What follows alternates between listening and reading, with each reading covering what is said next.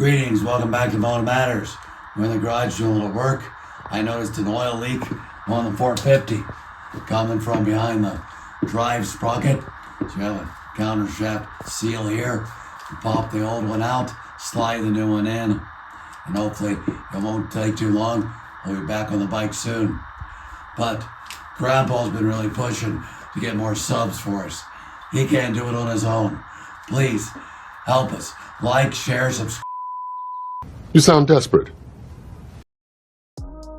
First thing to do is take off the chain and sprockets. But we've already done a video showing you how to do that, so check that out if you haven't already. But cover, circlip. You can also break the sprocket bolt loose first on the drive sprocket while the chain's on if you want to hold the rear brake. I didn't do that because I didn't need to. Here I just knock it into gear so it doesn't turn. Breaking it loose. Get that sprocket off out of the way. Then we'll get everything cleaned up so we can get to the seal and get it pulled out.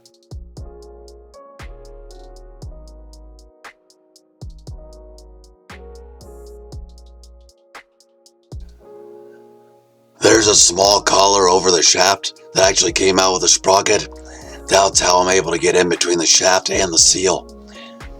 If you're not able to have that kind of room, like most seals are fat, they're actually steel belted. You drill a very small hole in them, then you can get your pick inside the seal to pull it out. But I didn't have that issue here, and here we are, got it out. Got also the small rubber seal on the inside, pulled simply, oiling it up so you can slide it back in carefully, get it put into place.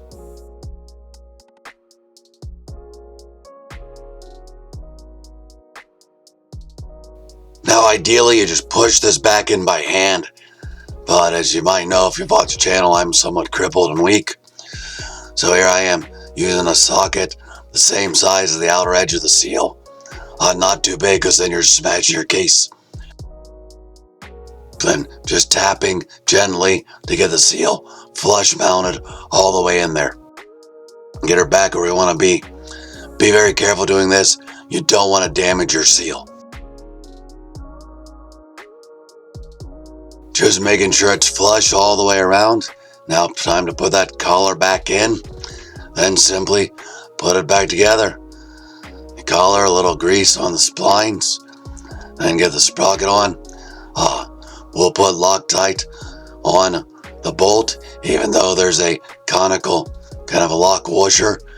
Make sure that outside is pointed out so the cone collapses the right way.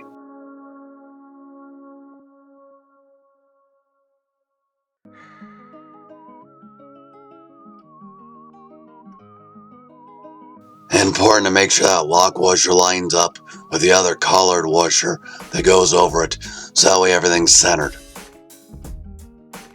Next step, torque it down to spec, which isn't that much, so I'm able to just leave it in gear and click it right on over.